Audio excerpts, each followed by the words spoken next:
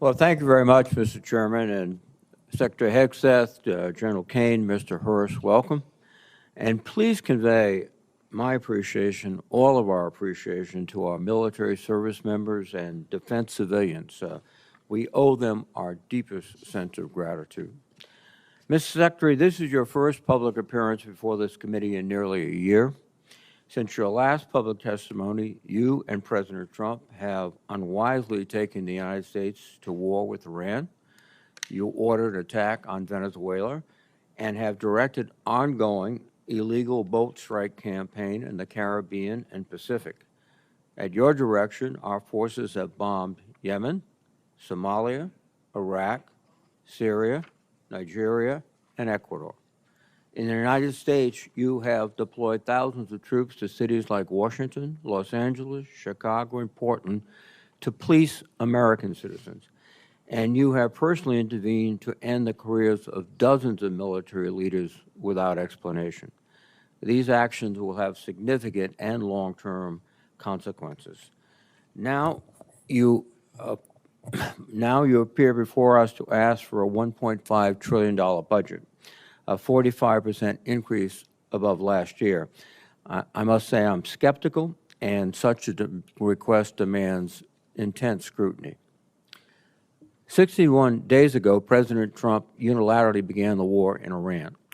He had no coherent strategy. He refused to make a case to the American people or consult Congress. He failed to present any evidence of an immediate threat, and he ignored the advice of military and intelligence experts who warned him of the consequences. Today, our nation is in a worse strategic position.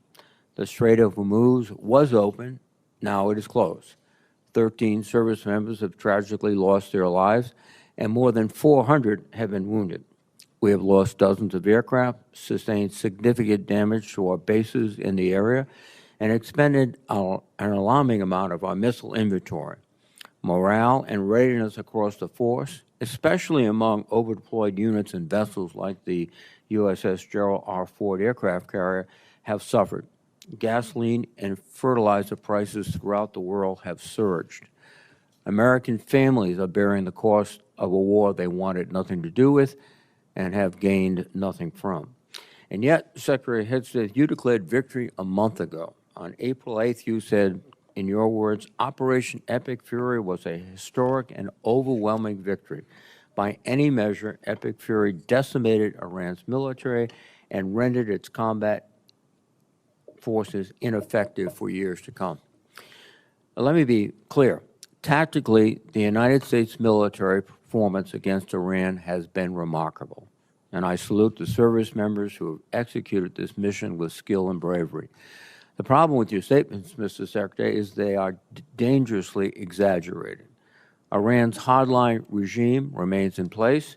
It still retains stockpiles of enriched uranium, and its nuclear program remains viable. Iran's military retains enough combat effectiveness to keep the conflict at an impasse. Its missiles and drones remain a far greater threat than you have acknowledged, and the regime has demonstrated it can effectively control the Strait of Hormuz when it chooses. Mr. Secretary, I am concerned that you have been telling the President what he wants to hear instead of what he needs to hear.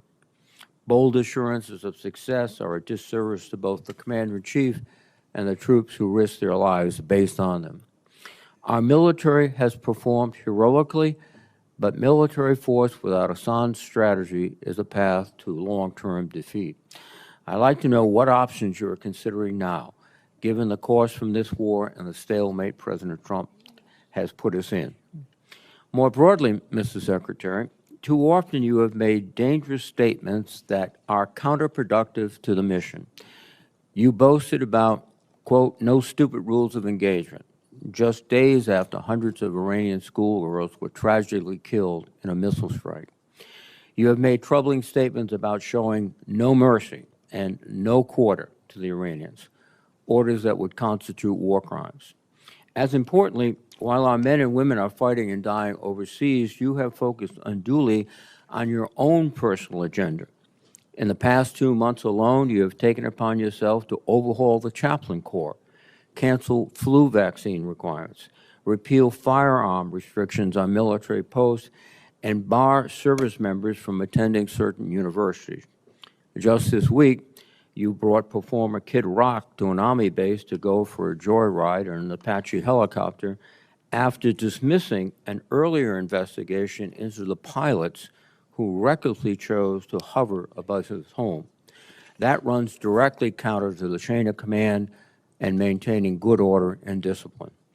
Most disturbingly, during your tenure, you have fired dozens of our most senior military leaders and personally intervened to block the promotions of many others. That is a betrayal of the merit-based system that forms the foundation of our military. You are hollowing out the military's bench of experienced and highest performing senior officers while making young officers wonder if they should continue to serve. My colleagues and I have heard from countless service members throughout the ranks, many of whom will be watching right now, who are confused and disturbed by your actions. Hopefully you can explain them today. Additionally, this committee expects a fulsome update on Operation Southern Spear. This ongoing campaign against suspected drug trafficking boats has resulted in nearly 200 fatalities.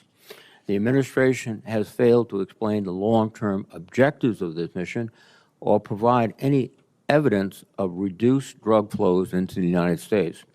I would ask for a credible answer to this most fundamental question: what is the operation actually meant to accomplish? Mr. Secretary, you are here to promote the President's $1.5 trillion defense budget. While this budget provides funding for necessary programs, including shipbuilding, and with inflation, that is a pay cut.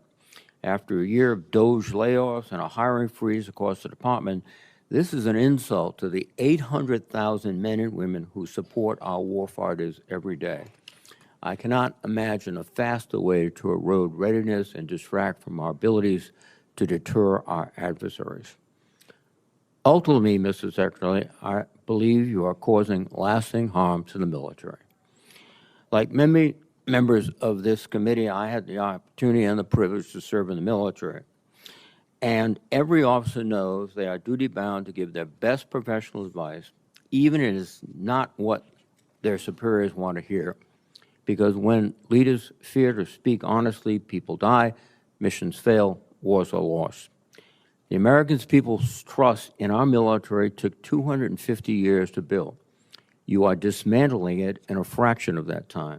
And trust, once long, can take generations to rebuild. Mr. Secretary, today I hope you'll take a step forward toward rebuilding the trust that has been lost. Thank you, Mr. Chairman.